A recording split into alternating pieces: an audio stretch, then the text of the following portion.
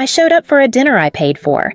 A private room at the Landmark Bistro, one of those places with exposed brick walls, Edison bulbs, and a printed menu that says chef's pairings instead of specials. I'd put the deposit down weeks ago, $800 to reserve the space, another $1, $200 for the family-style meal. 18 people. Vegan options for Ava, no red wine for Aunt Celeste, and gluten-free rolls for Uncle Perry. I thought of everything. I always do. When I pulled into the lot, something felt off. No familiar cars, no noise, no Ava honking at the wrong time, or Dad's truck parked half crooked. Just the hush of a quiet Friday. I checked my phone again Friday. 7 p.m., Landmark Bistro. Can't wait to see everyone that was from Mom. Sent 2 weeks ago. Confirmed 3 days ago. It was 7:02 p.m. I was right on time, like a fool. Inside, the hostess barely looked up. "Whitmore party?" I asked, trying to keep my voice steady. She blinked, then scanned the list. "Oh, yeah, that was last night." Thursday. They had a big group, brought place cards, cake. It looked lovely. I froze. "No, that's not possible. It's tonight." I made the reservation myself. She tilted her head. "Sorry, ma'am. I'm just going by the list." They were here. 18 people. My mouth opened, but no sound came out. Just a laugh, dry and short, the kind that cuts your own throat on the way out. I stepped outside and called my mom. "Hi, sweetie," she answered, voice too cheerful. "Where is everyone?" Pause. Then that light, airy laugh she uses when she knows she's done something wrong but doesn't care to admit it. "Oh, honey, it was yesterday. We figured you weren't coming, but don't worry, we saved you a plate. We'll drop it off." I didn't say goodbye. I didn't say anything. I just stared at the sidewalk phone still in my hand, while behind me the restaurant lights reflected on the glass door I had never been allowed to walk through. And I remember thinking, did they forget? Or did they want me to feel it? It wasn't the first time they left me out. Not even close. It was just the first time they didn't bother to pretend. I think that's what stung the most. No excuses, no made-up emergencies, no awkward reschedules. Just silence and a plate of leftovers. When I was younger, I thought being the responsible one was something to be proud of. My name is Rachel Whitmore. I'm the oldest daughter. I don't live nearby, I don't make messes, and I don't need much. That's how they describe me. Ava. She was the bright one, the baby, the one who just needed a little help to get on her feet. So I helped. The first time was after college when Ava couldn't make rent. Mom called me worried. "She's trying so hard, Rach. It's just this 1 month." I wired $600 that night. That 1 month turned into a year and a half. Then came her car insurance. Then a temporary phone bill. Then tuition for a massage therapy course she never finished. And never refunded me for. When I brought it up gently, just gently, I got the same answer every time. "Stop being so transactional. She's your sister. You're doing better than her. Why are you keeping score?" But I wasn't keeping score. I was bleeding and they refused to notice. Last Christmas I maxed out my savings to get gifts for everyone. I didn't want anything big, just a card maybe. Instead, I got a box of peppermint bark and a photo of the family framed in gold. I wasn't in it. No one even noticed. 2 years ago, Ava texted me at 11 p.m. emergency. Bailey ate a sock. Vet bill is $800, please. I sent it immediately. The next morning, she posted a story: new nails, mimosa brunch, and some guy's tattooed hand on her thigh. Caption: soft life season. I sent the story to Mom. She replied, "You always take things so personally. She's just trying to live. No one asked if I could afford it. No one asked if I was okay." Even when Dad missed the property tax filing on their house and got a lien warning, it was me who bailed them out. Quietly. An online wire transfer from my emergency fund. He didn't even say thank you. He just texted handled. There was a night I still think about it when I heard what they really thought of me. It was after I had sent Ava $1, $200 to help cover a bounced check and a shutoff notice. I was home visiting. I came downstairs late to grab water and heard voices in the living room. Ava. She's obsessed with being the martyr. It's sad, honestly. Mom? I know. She acts like she's our savior or something just because she pays for stuff. Dad chuckling. Let her pay. She's not married. What else is she gonna do with her money? Ava again. Smug. She thinks we'd fall apart without her. Please. If she disappeared tomorrow, I wouldn't even notice. I stood frozen in the hallway, water glass in hand, heart pounding. They didn't know I was there. Or maybe they didn't care. The next morning, Mom made pancakes, blueberry, like nothing had happened. I didn't confront them. I just smiled through breakfast and drove back to Minneapolis before lunch. I didn't cut them off then. I should have. But Ava texted 3 days later. Rach, I'm short on rent. Promise this is the last time. And I sent it. Because that's what I did. That's who I was. Until that night at the Landmark Bistro, standing in a parking lot with no one inside and 18 people full of food I paid for. That was the moment I realized it wasn't just that they didn't appreciate me. It's that they'd decided I was easier to use when I wasn't in the room. I didn't drive home that night. I got in my car, turned off the engine, and just sat there. The parking lot was nearly empty.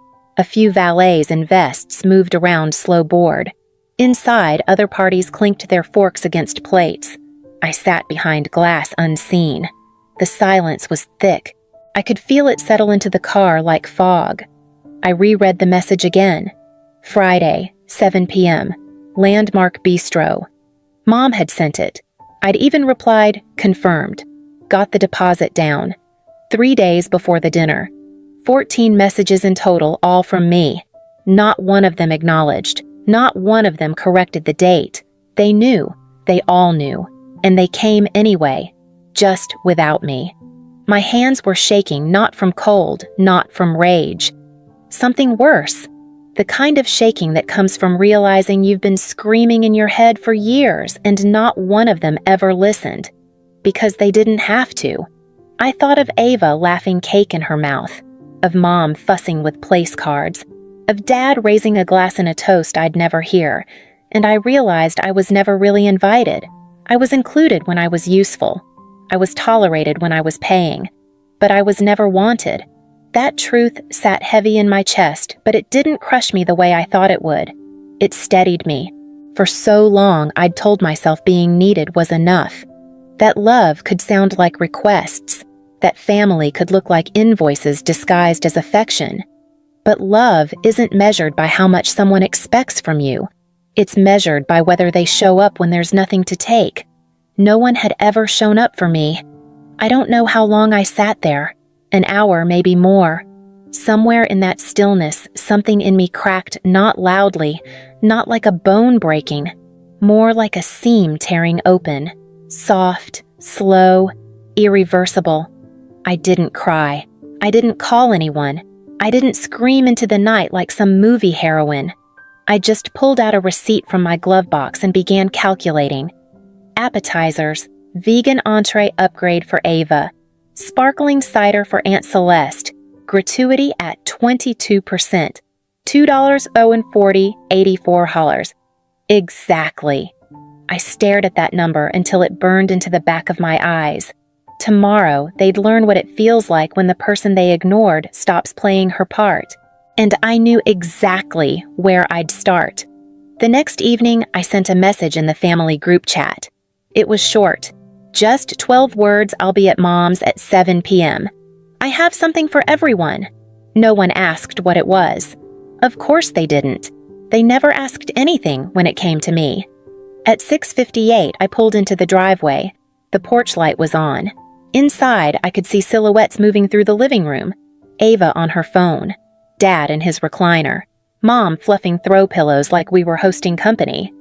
When I stepped inside, they all looked up, but no one said sorry. No one even looked guilty. "Hi, honey," Mom said. "We weren't sure if you were still upset." I didn't respond. I just sat down and placed a thick white envelope on the coffee table. Ava squinted. "What's that?" "It's a bill," I said flat. "For the dinner. The one you held without me." Dad snorted, sitting forward. "You're joking." "I'm not." Mom's smile tightened. "Are you seriously trying to make us pay you back?" "No," I said, leaning in slightly. I'm giving you the option, because from this point forward, anything you want from me comes with an invoice. The room stilled. Even Ava put her phone down. Dad's voice deepened. You need to drop this attitude. We're family. Are we? I asked. The same family that intentionally excluded me from a reunion I paid for. The same family that's drained me financially and emotionally for years. Ava rolled her eyes. No one made you pay Rachel. That's on you. And that's when it snapped again, not a crack this time, but a clean break. I stood up. Fine, I said. Let's talk about what no one made me do. I reached into my bag and pulled out a second folder. Inside was a printed list, each line neatly labeled and dated. I pointed at Ava. No one made me pay your rent for 18 months or your bounced checks or your failed tuition deposit. I turned to Mom. No one made me pay your back property taxes or cover your birthday cruise when you said Dad forgot. I looked at Dad. No one made me pick up groceries when Mom said her knee hurt too much to stand. Watch it, Dad said, voice hardening. Oh, I'm just getting started, I replied. I laid the folder flat on the coffee table and opened it. Receipts, wire transfers, Venmo screenshots, auto pay confirmations, all of it. What's this now? Dad snapped. Documentation, I said. Every transaction, every dollar. Because last week I got a fraud alert. Turns out someone opened a new credit card in my name. Ava went still. I called the company. They're investigating it as identity theft. The shipping address matched this house. I looked Ava straight in the eye. And the charges? An iPhone, a spa day. Funny you posted about both. Claimed it was a gift from a friend. Mom's mouth opened, but nothing came out. Ava stood abruptly. You're seriously doing this over that? No, I said. I'm doing this because I finally can. And for the first time, no one had a clever answer. No one moved. Ava's arms were crossed, but her jaw was clenched now. Her usual smirk had slipped just slightly. I thought we were done with this, she said too loud. It's not even a big deal. You always help. What difference does it make if the card was in your name? There it was. The confession. Bare-faced, shameless. Mom jumped in, voice trembling. She panicked Rachel. It was just one mistake. You know how much pressure she's under. Stop, I said. Dad stood. You really want to send your sister to jail over this? No, I replied. But I want her to know she doesn't get to hide behind the word family anymore. I reached into the folder and pulled out the police report form, filled, signed, filed. I submitted this yesterday morning, I said, placing it gently on the coffee table. It's already in the system. I got a confirmation call from a detective this afternoon. Ava's face went pale. Are you serious completely? Mom looked like she'd been slapped. You're destroying this family. No, I said. I'm refusing to let it keep destroying me. No yelling, no slamming doors, just the slow unraveling of a story they'd always controlled. For the first time, I could see it, the fear behind their eyes. Not of prison, maybe, but of exposure. They knew I meant it this time. And more than that, they knew I could. Ava laughed, suddenly brittle and sharp. So what, you want money? I check. Fine, I'll pay you back. No, you won't, I said quietly. Because this isn't just about money. This is about all the years you used me and called it love. All the times you drained me dry and told me I was lucky to be needed. Silence. Then, Dad stepped forward, voice low and heavy. You think this makes you some kind of hero? No, I said, standing. It makes me free. I turned to leave, folder still in hand. Behind me, I heard Ava mutter something under her breath. Mom cried quietly. Dad didn't move. And just as I reached the door, I heard a voice from the far corner of the room. It wasn't any of them. It was Marcus, my cousin, the quiet one, the one who never spoke during dinners, never took sides, never asked for anything. I'd like to pay my share, he said softly. Everyone turned to him. He cleared his throat. For the dinner. It's only fair. And I knew about the date change. I was there when they joked about not telling you. He looked down. I didn't say anything. I'm sorry. For the first time all night, I smiled. "Thank you," I said. Then I walked out. Not because I'd won, there was nothing to win, but because I'd finally stopped playing a game I never agreed to. The next morning, at exactly 8 to 17 a.m., my phone rang. Private number. I answered. "Hi, is this Rachel Whitmore?" a male voice asked. "Yes." "This is Officer Grant from the St. Paul Police Department. We're following up on a report of identity theft and unauthorized credit card use. The billing address is listed as your parents' residence." I closed my eyes. "Yes," I said, "that's correct. We'll be stopping by today to speak with the household. You're not required to be present. Just letting you know. Do you need anything from me?" "No, ma'am. You've done your part. We'll take it from here." He hung up. I sat on the edge of my bed for a long time staring at the stillness. For once, I didn't feel dread about the doorbell ringing. I didn't wonder what they'd say, because it wasn't my mess to manage anymore. Later that day, Mom left me a voicemail. She never leaves voicemails. Rachel, her voice started tight like she was holding back panic. "They came. The police. They showed up this morning while I was still in my robe. Dad hadn't even had his coffee yet. 2 officers. They asked to speak with all of us." "All of us, Rachel," she exhaled sharply. "They said someone opened a credit card in your name. Said the charges matched this address." Her voice cracked. "They asked to look at Ava's phone." That's when the story began to collapse. Ava had tried to leave the room, said she was late for work. The officers asked her to sit back down. She fidgeted, argued, then folded. "It wasn't fraud," she said. Rachel, she always helps. I thought she wouldn't care." But then they checked her messages, screenshots. One text sent to a friend used Rachel's info for the spa. "She's too uptight to notice." Whatever. It wasn't just theft. It was documented intent. That night, I got another call from Detective Hanley, who'd taken over the case. "We have enough to move forward with charges," he said. "Would you like to proceed?" I didn't answer right away. Instead, I scrolled through the dozens of messages now pouring in. From Mom, "We can fix this. Just talk to us." From Dad, "You're going to ruin your sister's life over a card." From Ava, "You selfish bee, I'll lose everything. You really want that funny. No one cared when I was losing pieces of myself." I waited a full day. Then I called the detective back. For now, I said pause the formal charges, but I want it on record. If she ever touches anything with my name again, I want her charged immediately. He agreed. And just like that, the weight shifted. Not because they apologized, not because they changed, but because for the first time I stopped carrying it. 3 days later, Mom called again. Her voice was soft. Too soft. Like silk laid over a blade. "If you really want to fix things," she said, "come to the house. Let's talk face to face." Against my better judgment, I went. They were all there. Ava curled on the couch with a blanket over her like some wounded animal. Mom pacing. Dad, silent arms crossed.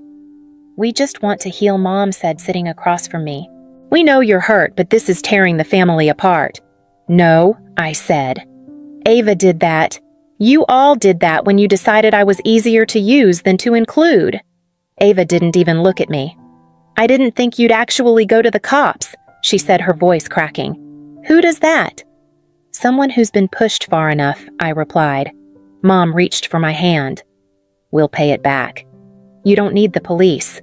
We can keep this between us." I pulled my hand away. "Funny I said you didn't offer that before they showed up." Her face fell like she'd expected me to cave, like she still didn't understand I wasn't playing her role anymore. Finally, Dad spoke. "You're not perfect either, Rachel. You think this makes you some kind of hero?" I looked him dead in the eye. "No, it makes me free." I stood. This time, no one tried to stop me. No one begged. I walked to the door, and when it closed behind me, it didn't feel like leaving. It felt like release. 2 weeks later, I was gone. Out of state. New town. New lease in my own name. A small upstairs unit in a quiet Minnesota neighborhood where no one knew my last name or my sister's. Where the only knock on my door came from the mailman. Where peace wasn't a reward I had to earn by being good. It just was. I spent my first weekend putting together flat-pack furniture, sipping coffee in silence, and watching the sunrise through clean windows. No requests, no guilt, just breath. Then, 3 weeks in, a letter arrived. No return address. Neat, deliberate handwriting. Inside was a folded note and a check. I don't expect you to forgive me, but thank you for doing what I never had the courage to. Marcus. The check covered half the dinner bill from La Sorella. I didn't cash it. I didn't need to. He didn't owe me anything. But he saw it. That was enough. The rest of them, I never heard from them again. Not for Christmas. Not when Dad had surgery. Not even when Ava lost her job. I only found out from a mutual cousin's Facebook post. And that silence. It used to feel like punishment. Now it feels like air. A few weeks ago at the grocery store, someone from back home recognized me.